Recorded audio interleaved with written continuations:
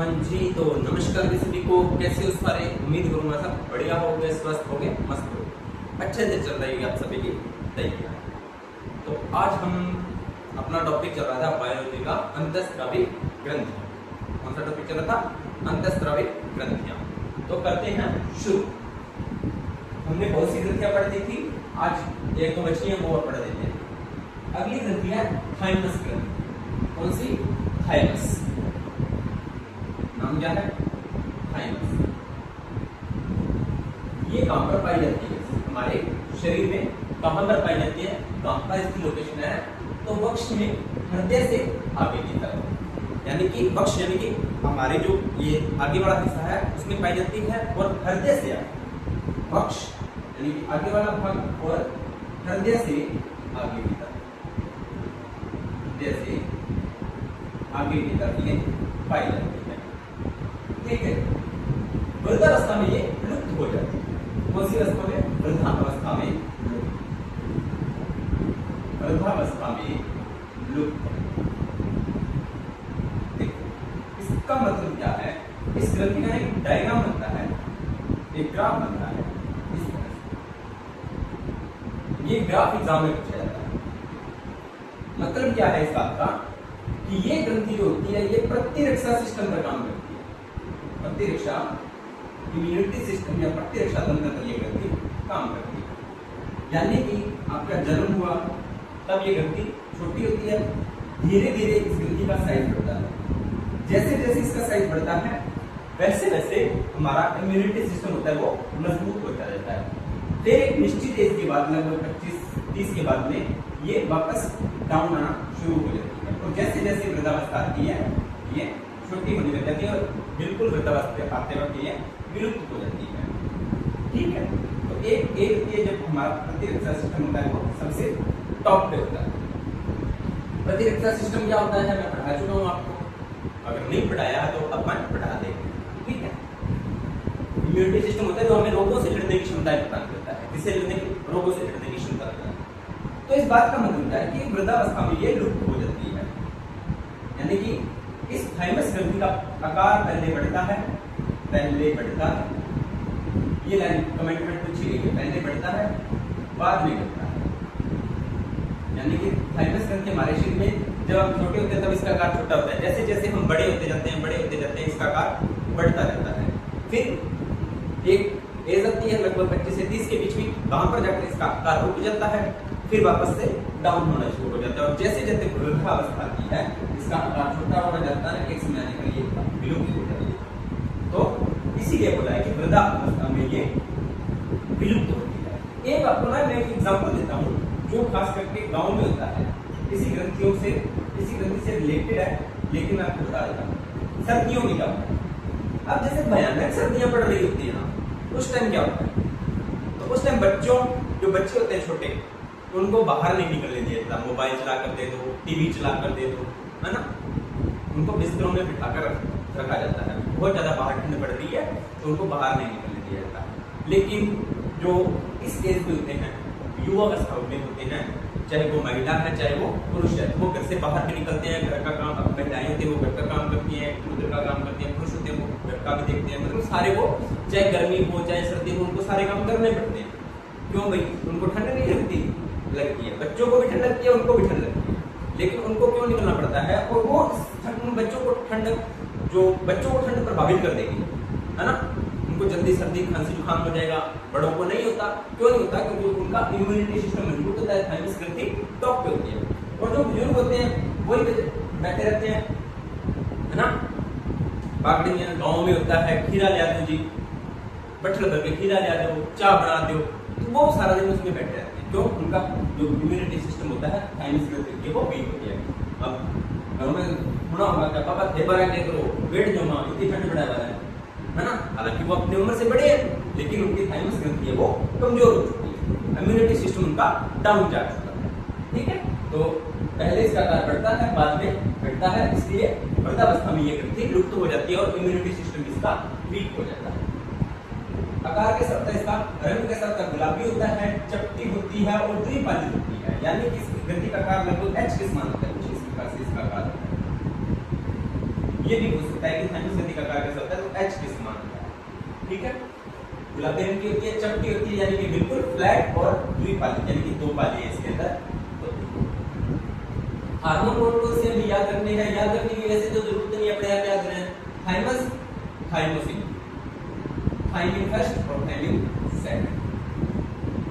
Thymus ग्रंथि से thymosin, एक थाइमस फर्स्ट, थाइमिन फर्स्ट और थाइमिन सेकंड। थाइमोसिन एक हार्मोन का नाम है थाइमोसिन, और एक थाइमिन फर्स्ट और थाइमिन सेकंड। ये 3 हार्मोन्स नाम याद रखते हैं। पहला प्रश्न आपका ये होता है, लिम्फोसाइट कोशिका बनाने में ये सहायक होते हैं। अब हार्मोन्स के काम की बात कर रहे हैं, तो लिम्फोसाइट कोशिका बनाने में ये सहायक होती है। ठीक है, लिम्फोसाइट आपको पता है प्रतिरक्षा सिस्टम की कोशिकाएं होती हैं, अभी जिक्र किया था ना, प्रतिरक्षा तंत्र की कोशिकाएं होती हैं।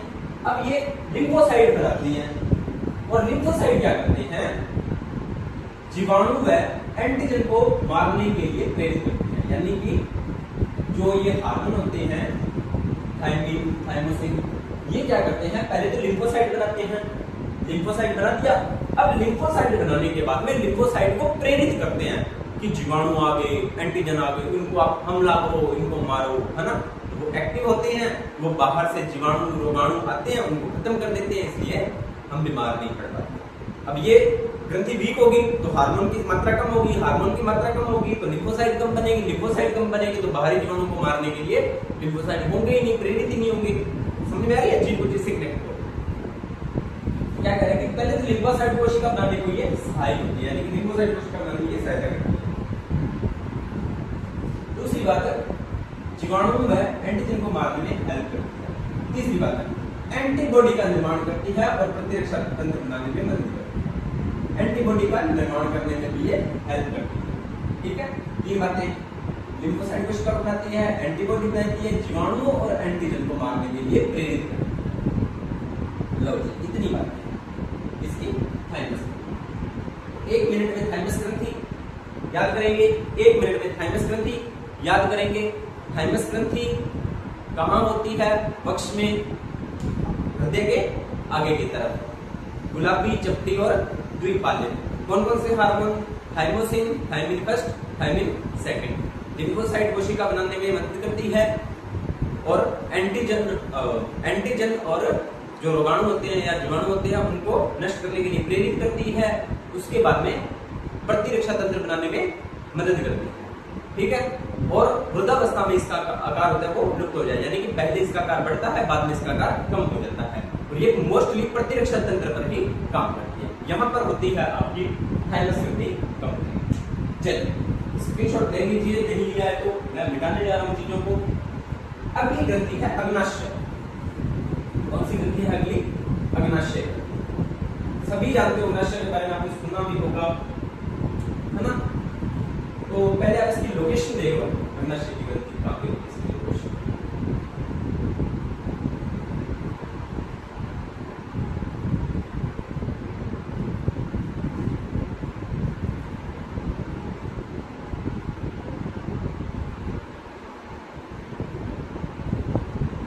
ये इसकी लोकेशन, ये क्या होता है आपका अग्नाशय, और ये बड़ी अंत का भाग होता है ड्यूडोनियम। अग्नाशय और ड्यूडोनियम के बीच वाली ये जो ग्रंथि होती है, ये होती है अग्नाशय।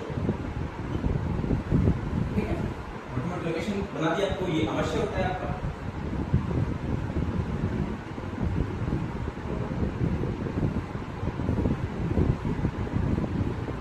अग्नाशय और ड्यूडोनियम के बीच में स्थित होती है कौन सी ग्रंथि, अग्नाशय। क्लियर, आगे अग्नाशय। यह ग्रंथि हल्के पीले रंग की होती है। कौन से रंग की, हल्का पीला इसका रंग होता है, ये रंग भी जरूरी याद रखना, हल्का पीला।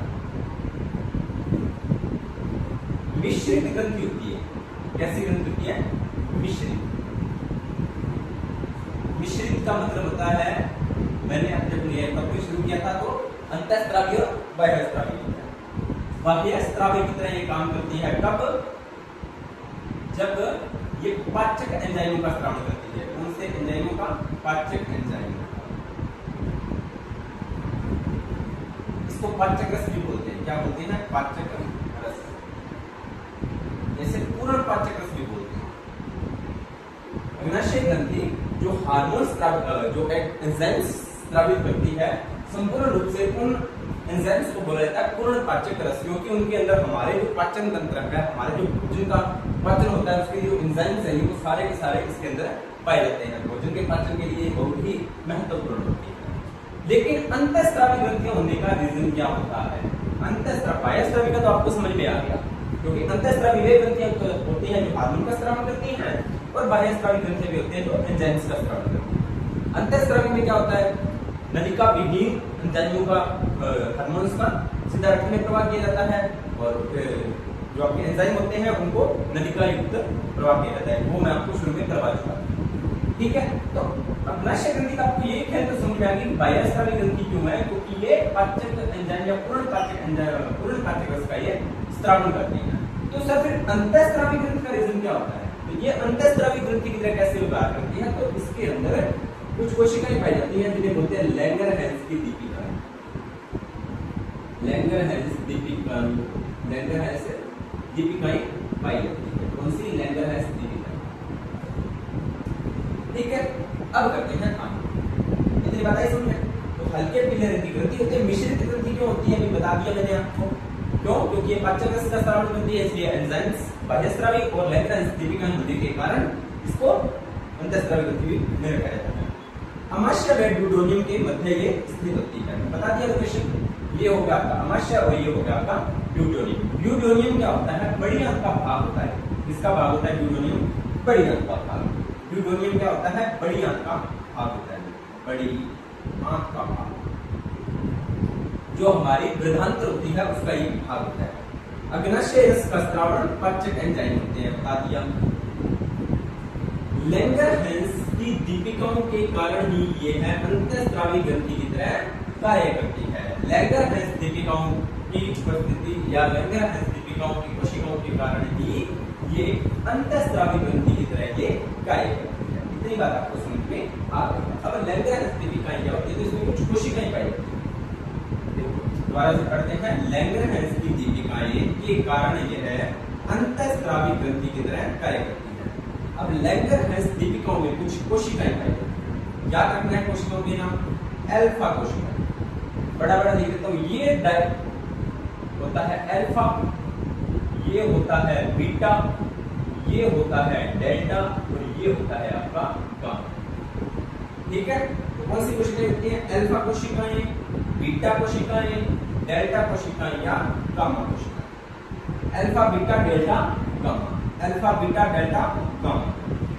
अल्फा कोशिकाओं से जो स्रावित हार्मोन होता है उसका नाम होता है ग्लूकागोन। कौन सा नाम होता है भाई? ग्लूकागोन। और बीटा कोशिकाओं से जो हार्मोन स्रावित होता है उसका नाम होता है इंसुलिन। गामा और डेल्टा इनसे जो हार्मोन स्रावित होता है उसका नाम होता है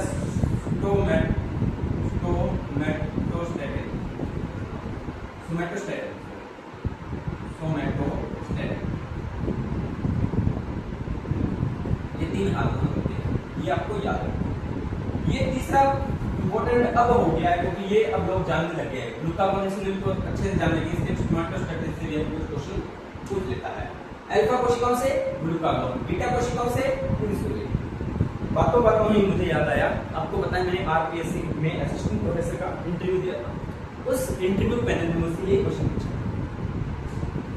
कि अग्नाशय ग्रंथियों से कौन कौन से हार्मोन स्रावित होते हैं? तो मैंने बोला कि इंसुलिन और ग्लूकागोन और इंसुलिन। तो उन्होंने पूछा कि इंसुलिन ग्लूकागोन कौन सी कोशिकाओं? तो अल्फा कोशिकाएं, इंसुलिन बीटा कोशिकाएं। इस टाइप से फटाफट क्वेश्चन आते थे। तो वही है ना, जो चीज हम पढ़ते हैं वही हम पढ़ाते हैं। तो आप अगर आपको वो चीज नहीं आती तो आप किसी दूसरे को पढ़ाते हो। मेरे पढ़ाने से यहाँ पर मुझे बहुत बेनिफिट हुआ है।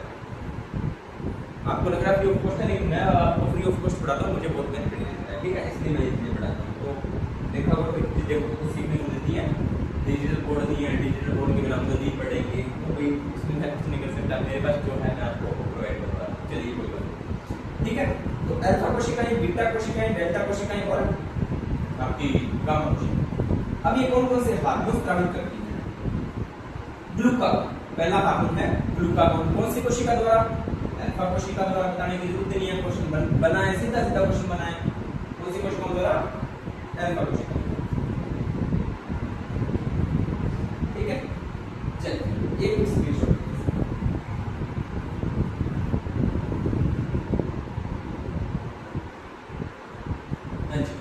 आगे देखिए कौन सी कोशिकाएं अल्फा कोशिकाओं द्वारा स्रावित होता है। यकृत में ग्लूकोनियोजेनेसिस को प्रेरित करता है, ग्लूकोज की मात्रा बढ़ती है तो में ग्लूकोज के उत्पादन में सहायक। इसको समझते हैं।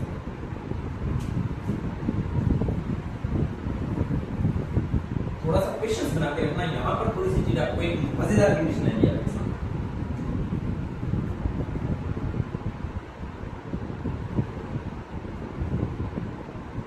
ये है हमारा लीवर, से बनानी है मेरे से पर फिर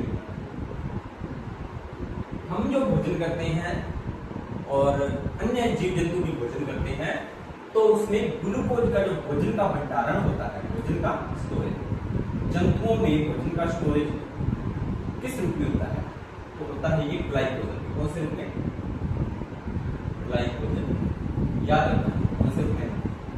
जैसे पौधों में होता है, पादपों में होता है, शर्करा में वैसे यहाँ पर होता है ग्लाइकोजन। अब होता क्या है? ये ग्लाइकोजन है, ये कहां पर पड़ा है? लीवर में। लीवर में ग्लाइकोजन पड़ा है। अब बॉडी को ऊर्जा बनानी है, ऊर्जा बनाने के लिए बॉडी को या कोशिका को या ऊतक को क्या चाहिए? ग्लूकोज। ऑक्सीजनेशन में ग्लूकोज चाहिए, क्योंकि ग्लूकोज ऑक्सीजनेशन होगा तभी तो एटीपी का निर्माण होगा। मैंने कल एक चीज बात बताई कि एक चीज दूसरी चीज से कनेक्ट होती है। अब यहाँ पर यकृत में है ग्लूकोज, यानी कि जंतु में संचित भोजन क्या होता है? संचित भोजन किस रूप में संचित रहता है? तो ग्लाइकोजन। अब इस ग्लाइकोजन को ग्लूकोज में बदलना पड़ेगा। अब ये ग्लूकोज में बदलेगा, कोशिका में जाएगा, ग्लूकोज में कोशिका में जाने के बाद रक्त के माध्यम से जाएगा, तो कोशिका में जाने के बाद ये ग्लूकोज वहां से कोशिका श्वसन होगा, श्वसन से ऑक्सीजन मिलेगी, ऑक्सीजन से ये फिर टूटेगा, फिर एटीपी बनेगा, है ना? तो इस ग्लाइकोजन से ग्लूकोज का निर्माण कहलाता है ग्लाइकोजेनेसिस। ग्लाइकोजेनेसिस याद रखना, ग्लाइकोजन से ग्लूकोज का निर्माण ग्लाइकोजेनेसिस या ग्लूकोनियोजेनेसिस एक बात है। कौन सा हार्मोन होता है? ग्लूकागोन। तो ग्लूकागोन हार्मोन क्या करता है? ग्लाइकोजन को ग्लूकोज में बदलता है। ग्लूकागोन हार्मोन क्या करता है? ग्लाइकोजन को ग्लूकोज में बदलता है। एक बात आप ये पहले कितनी याद है? पहली बात, ग्लाइकोजन को ग्लूकोज में कौन बदलता है? ग्लूकागोन। हो गया ना? यकृत में। अब ये काम कहां पर हो रहा है? तो यकृत में ही हो रहा है। कहां पर हो रहा है? यकृत में हो रहा है। यकृत में ग्लूकोनियोजेनेसिस हो रहा है। यकृत में क्या हो रहा है? ग्लूकोनियोजेनेसिस। तो ग्लाइकोजन से ग्लूकोज का निर्माण करा होता है और इससे क्या होता है? ग्लूकोज की मात्रा बढ़ेगी। क्या होगा? ग्लूकोज की मात्रा इससे क्या होगी? बढ़ेगी। ग्लूकोज की मात्रा क्या होगी? बढ़ेगी। अब ग्लूकोज की मात्रा बढ़ेगी, ग्लूकोज की मात्रा बढ़ेगी तो ऊतकों में ग्लूकोज का उत्पादन में ग्लूकोज की मात्रा बढ़ेगी तो सीधी सी बात है श्वसन भी अच्छे से होगा, ठीक है। और क्या होगा? ऊतकों में जो हमारे ऊतक होते हैं उसमें भी ग्लूकोज के उत्पादन को प्रेरित करता है। ऊतकों में ग्लूकोज के उत्पादन को क्या करता है? ये प्रेरित करता है। ग्लूकागोन, ग्लाइकोजेनेसिस, ग्लूकोज, ये नाम आपस में कनेक्ट करके आप पढ़ सकते हो, आपको और अच्छे से समझ में आएगा। मैंने खुद आपको समझाने का प्रयास किया है कि यकृत में ग्लूकोनियोजेनेसिस, ग्लाइकोजन से ग्लूकोज के निर्माण के लिए कौन हेल्प करता है? तो ग्लूकागोन जिम्मेदार होता है। इतनी बात आगे समझ में? ठीक है सर, इतनी बात तो हमें समझ में आ गई। इसके बाद में इसका काम हो जाता है कंप्लीट और अगला हार्मोन आ जाता है इंसुलिन। कौन सा? इंसुलिन। इंसुलिन क्या काम करता है? वो देखो, ग्लूकोज, ग्लाइकोजन से ग्लूकोज किसने बनाया? ग्लूकागोन ने। अब हमारे रक्त में अगर ग्लूकोज की मात्रा ज्यादा हो जाए तो इसको मेंटेन या इसको वापस ग्लाइकोजन में कौन बदलता है? वो बदलता है क्या है? तो इंसुलिन। कौन बदलता है? इंसुलिन। ये इंपॉर्टेंट बात है। ग्लाइकोजन से ग्लूकोज, ग्लूकागोन, ग्लूकोज से वापस ग्लाइकोजन, क्योंकि रक्त में ग्लूकोज की मात्रा ज्यादा होगी, काम अब ग्लूकोज का इतना नहीं है, तो ये किस में बदल जाएगा? ग्लाइकोजन में। इसको कौन करता है? इंसुलिन। इसलिए ग्लूकागोन और इंसुलिन को एक दूसरे का विरोधी हार्मोन बोला जाता है। एक दूसरे का विरोधी हार्मोन बोला जाता है। अगर इंसुलिन की कमी हुई तो भी दिक्कत, और इंसुलिन की अधिकता हुई तो भी दिक्कत। अगर ग्लूकागोन की कमी हुई तो भी दिक्कत और ग्लूकागोन की अधिकता हुई तो भी दिक्कत। ठीक है, कैसे क्या क्या होगा वो मैं आपको समझाता हूं। तो ग्लाइकोजन से ग्लूकोज का निर्माण ग्लाइकोजेनेसिस, ग्लूकोज से ग्लाइकोजन का निर्माण ग्लाइकोलाइसिस। ठीक है, इंसुलिन ग्लूकागोन। चलिए, इंसुलिन ये कौन सी कोशिकाओं द्वारा स्रावित होता है? तो ये बीटा कोशिकाओं द्वारा स्रावित। कौन सी कोशिकाओं द्वारा स्रावित होता है भाई? बीटा कोशिकाओं द्वारा। कौन सी कोशिकाओं द्वारा? बीटा कोशिका। ग्लूकागोन अल्फा कोशिका और इंसुलिन बीटा कोशिका। चलिए, इतनी बात आपको समझ में आ गई। आगे चर्चा करते हैं।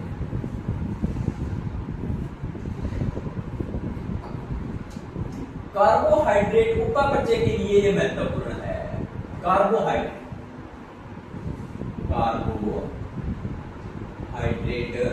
का उपापचय, वही बात ग्लूकोज से टूटकर ऊर्जा बनाना, ग्लूकोज का निर्माण करना, तो इसका उपापचय के लिए महत्वपूर्ण है। इसको मेंटेन रखिएगा। कार्बोहाइड्रेट आपको पता है ग्लूकोज ही होता है ना। पेशियों व यकृत में ग्लूकोज से ग्लाइकोजन में बदलता है, बता दिया। अब पेशियों व ऊतकों में और यकृत में ये किसमें बदलता है? ग्लूकोज से क्या बनता है? ग्लूकोज से ही बनता है ग्लाइकोजन। ग्लूकोज से क्या बनता है? ग्लूकोज से ग्लाइकोजन बनता है। ग्लूकोज से क्या बनता है? ग्लाइकोजन बनता है। ग्लूकोज से क्या बनता है? ग्लाइकोजन बनता है। बताइए दिया। शर्करा व्यवस्था के निर्माण में भी ये सहायक होता है। शर्करा व्यवस्था के निर्माण में भी ये सहायक होता है। प्रोटीन संश्लेषण को प्रेरित करता है। प्रोटीन संश्लेषण, चलो कमेंट सेक्शन में आपके लिए क्वेश्चन है, प्रोटीन संश्लेषण कौन सा कोशिकांग करवाता है? प्रोटीन संश्लेषण कोशिका का कौन सा कोशिकांग है जो करवाता है? ठीक है, चलिए। पेशियों में ग्लूकोज उपापचय को तीव्र करता है। अब उपापचय को तीव्र करता है ये इंसुलिन। अब देखो इंसुलिन क्या होता है? ज्यादा है मतलब मेंटेन है। अब इंसुलिन क्या करता है? ग्लूकोज उपापचय को तीव्र करता है, यानी कि ग्लूकोज से फटाफट एनर्जी बनाने का ये काम करता है। ग्लूकोज को फटाफट जल्दी एनर्जी बनाने का प्रयास करता है ताकि रक्त में ग्लूकोज की मात्रा ना बढ़े। अब ये सारे क्या कर रहा है? पहले तो ये काम करता है अभी एक्स्ट्रा जो बचा हुआ एक्स्ट्रा ग्लूकोज है उसको तो किसमें बदल देता है? ग्लाइकोजन में। भाई ग्लूकोज खराब ना जाए, बॉडी में रक्त में ग्लूकोज की मात्रा ना बढ़े। अब आप सोचोगे सर रक्त में ग्लूकोज की मात्रा कैसे बढ़ेगी? तो परिवहन का काम कौन कर रहा है? रक्त ही तो कर रहा है ना। परिवहन का काम कौन कर रहा है? परिवहन का काम रक्त कर रहा है, तो रक्त लेके जाएगा। अब मान लो इंसुलिन की कमी है, इंसुलिन की कमी है। अब यकृत क्या कर रहा है? ग्लाइकोजन से ग्लूकोज तो बना रहा है, क्यों? ग्लूकागोन हार्मोन जिम्मेदार है। अब ग्लूकोज जितना बना, जितना उपयोग हुआ, जितना काम में आया, ठीक है, एक्स्ट्रा ग्लूकोज वापस कहां पे आएगा? ब्लड में। अब ये वापस ब्लड में ग्लूकोज है, इसको बदलना किसमें है? ग्लाइकोजन में बदलना है। इंसुलिन हार्मोन की क्या है? कमी। तो क्या ये ग्लाइकोजन में बदलेगा? यानी कि यकृत इसको एक्सेप्ट नहीं करेगा, बोलेगा भाई तेरे पास इंसुलिन नहीं है, मैं नहीं इसको ग्लाइकोजन में बदल रहा। तो वापस रक्त बेचारा क्या करेगा? अपने पास रखेगा। अपने पास रखेगा तो रक्त में ग्लूकोज की मात्रा बढ़ जाएगी और क्या हो जाएगा? मधुमेह या sugar, blood diabetes, blood sugar diabetes. ठीक है, अगली बात देखिए। दूसरा, पहली बात तो आप समझ में भाई ये ग्लूकोज से ग्लाइकोजन बनता है और इंसुलिन अगर हार्मोन होता है तो ये ग्लूकोज उपापचय यानी कि ग्लूकोज से ऊर्जा बनाने में भी उसको मेंटेनेंस करता है। अगर इंसुलिन की कमी होगी तो ये चीज भी प्रभावित होगी, ऑटोमेटिकली ब्लड में ग्लूकोज की मात्रा बढ़ेगी। अग्नाशय से इंसुलिन न बनने पर, अब अग्नाशय ने बोल दिया कि मेरे से तो इंसुलिन नहीं बन रहा, क्या करेंगे? ये नहीं बन रहा तो किसको जिम्मेदार ठहराएं? अग्नाशय ने बोल दिया कि अपने से तो इंसुलिन नहीं बन रहा, तो क्या होगा? बनने पर मूत्र में, यूरिन में व रक्त में ग्लूकोज या शर्करा की मात्रा क्या हो जाएगी? बढ़ जाएगी। मूत्र में और रक्त में शर्करा की मात्रा क्या होगी? बढ़ जाएगी।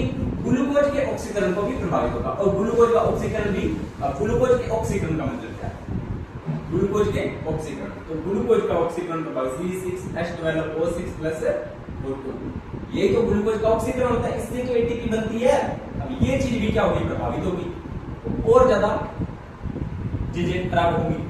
इंसुलिन के अल्प स्राव से, इंसुलिन की कमी होगी तो अल्प स्राव से रोग होता है मधुमेह। क्यों होता है?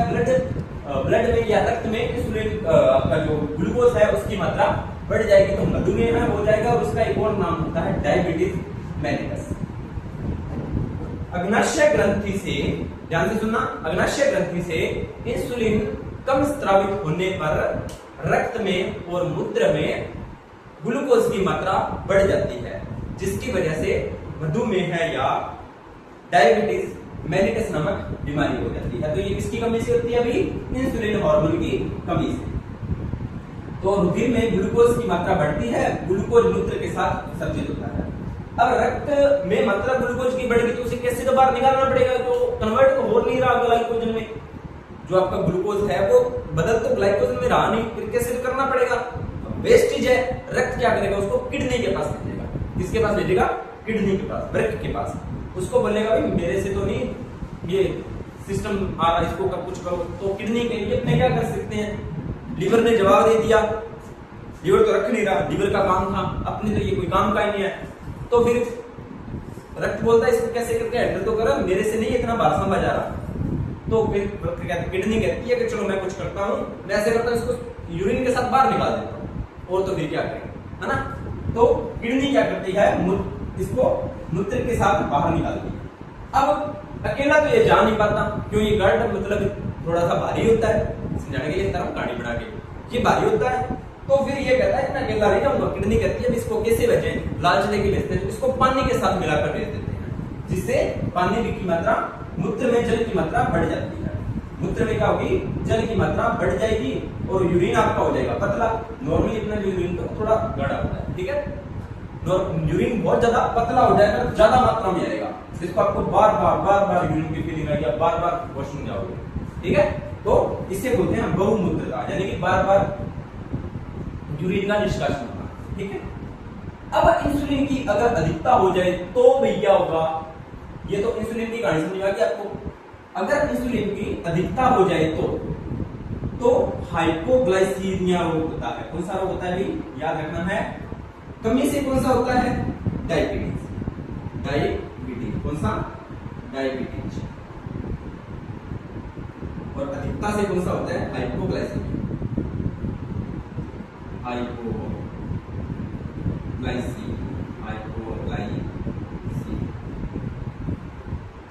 ठीक है? रुधिर की मात्रा कम हो जाती है, जनन व दृष्टि में कमी आती है। एक तो अगर ये हाइपोग्लाइसीमिया हो गया तो रुधिर की कमी हो जाएगी, जनन में कमी हो जाएगी, दृष्टि में कमी हो जाएगी।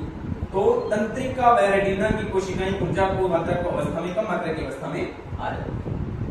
तीसरा हार्मोन है सोमैटोस्टैटिन। सोमैटोस्टैटिन जो बनता है वो कौन सी कोशिका द्वारा? बची हुई कौन सी है भाई? डेल्टा और गामा। बस वो पेप्टाइड होता है, बचे हुए भोजन का स्वर्गीकरण करता है। बस तो सोमैटोस्टैटिन को याद रखना क्या काम होता है? एक तो ये डेल्टा और गामा कोशिकाओं से स्रावित होता है, बचे हुए भोजन का स्वर्गीकरण करवाता है। बचे हुए भोजन का स्वर्गीकरण का मतलब होता है बचा हुआ जो भोजन है, कार्बोहाइड्रेट, प्रोटीन, वसा, विटामिन, खनिज, खाद्य और खाद्य और खनिज लवण अपने साथ चीजें होती हैं, इनको प्रॉपर जगह पर ये भेजता है कि किसको कहां पर जोड़ता है। तो इस पूरा स्वर्गीकरण कौन करवाता है? आपका सोमैटोस्टैटिन। ये भी इंपॉर्टेंट है, ये पूरी क्लास आपकी इंपॉर्टेंट रहने वाली है, एक लाइन इंपॉर्टेंट है, ठीक है? तो ये होती है अपनी अग्नाशय ग्रंथि कंप्लीट। फटाफट करें अग्नाशय ग्रंथि को कंप्लीट। अग्नाशय ग्रंथि क्या है? एक मिश्रित ग्रंथि है। कौन सी ग्रंथि है? मिश्रित ग्रंथि। लोकेशन कहां पे है? अमाशय और ड्यूडेनियम के बीच, ठीक है? इसके साथ साथ ये पाचक का स्रावन करती है, जिसके अंदर मुख्य पूर्ण पाचक एंजाइम होते हैं, इसलिए इसे बाह्यस्रावी बोला जाता है।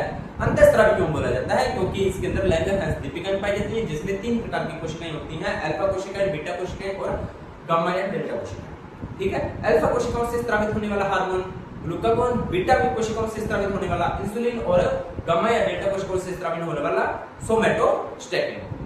ग्लूकागोन क्या काम करता है? ग्लाइकोजन को ग्लूकोज में बदलता है। इंसुलिन क्या करता है? ग्लूकोज को ग्लाइकोजन में बदलता है, ठीक है? दोनों एक दूसरे के विरोधी हार्मोन होते हैं। इंसुलिन की अगर कमी हो जाए तो डायबिटीज और अधिकता हो जाए तो हाइपोग्लाइसीमिया नामक बीमारी होती है, ठीक है? सोमैटोस्टैटिन डेल्टा कोशिकाओं द्वारा बनता है और यह भोजन के स्वर्गीकरण में मदद करता है। ये आपकी होगी 1 मिनट के अंदर अग्नाशय ग्रंथि कंप्लीट। अगली है जनन ग्रंथि। जनन ग्रंथियां, इस पर थोड़ी सी चर्चा करते हैं। वैसे इसको डिटेल में अगला चैप्टर अपना जो होगा वो प्रजनन तंत्र ही होगा। बहुत लंबे समय से आपको इंतजार था ना, प्रजनन तंत्र कब प्रभाव होगी, ये तो आई मेरे पास। अगला टॉपिक अपना यही रहने वाला है, ठीक है। चलिए प्रजनन तंत्र अगला है, तो इसको अपने थोड़ा हल्का फुल्का पढ़ेंगे। जितनी चीजें हार्मोन्स के नाम याद रखने हैं बस, और कुछ नहीं, एक बार याद रखना, बाकी मैं आपको अगले चैप्टर में थोड़ा इसको डिटेल से बताऊंगा, ठीक है। अंडाशय किसमें पाया जाता है, नर या मादा में?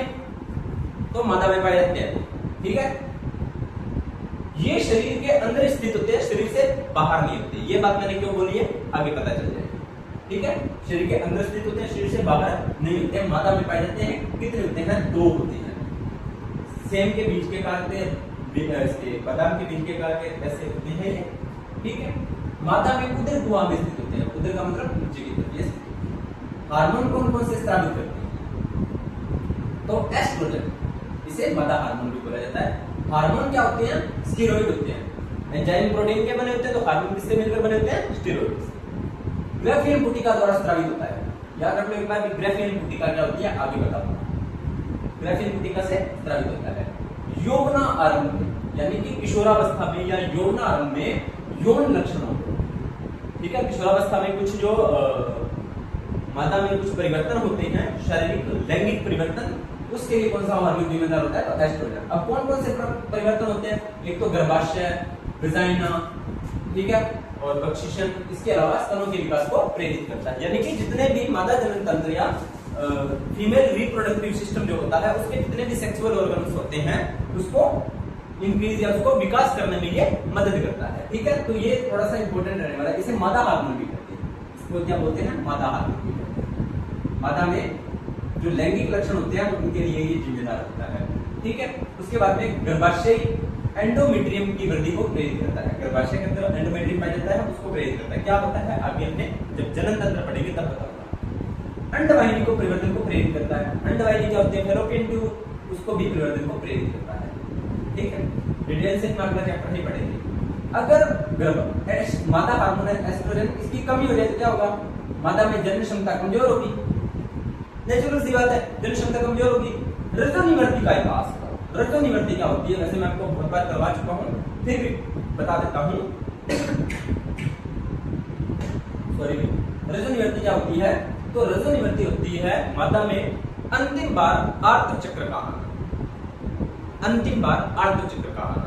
तो इसकी जो नेचुरल एज होती है वो लगभग 45 ईयर होती है। और रजोदर्शन का मतलब कोई जो किशोरावस्था में किशोरी है, उसको पहली बार जब आर्तक चक्र दिखाई देता है या उसकी पहली बार मेंस्ट्रुअल साइकिल आता है, तो उसको बोलते हैं रजोदशा। और जो अंतिम बार आता है उसे बोलते हैं रजोनिवर्ती। तो इस हार्मोन की कमी होती है तो उसको रजोनिवर्ती का आभास होने देता है, ठीक है। जो स्तन ग्रंथियां होती हैं वो ढलने लगती है। अगला है प्रोजेस्टेरोन। कौन सा? प्रोजेस्टेरोन। यह स्रावित जो होता है कहां से होता है? तो कार्पस ल्यूटियम द्वारा। इसके द्वारा? कार्पस ल्यूटियम के द्वारा। कार्पस ल्यूटियम क्या होता है ये भी आगे बताऊंगा। स्तनों के विकास में दुग्ध ग्रंथि को सक्रिय करता है। अब ये प्रोजेस्टेरोन आपके लिए थोड़ा सा इंपॉर्टेंट है, इसको स्टार लगाना। ये क्या करता है? एक तो जो स्तन ग्रंथियां होती हैं उनको विकास करवाता है, ठीक है, और दूसरा दुग्ध ग्रंथि को सक्रिय करता है।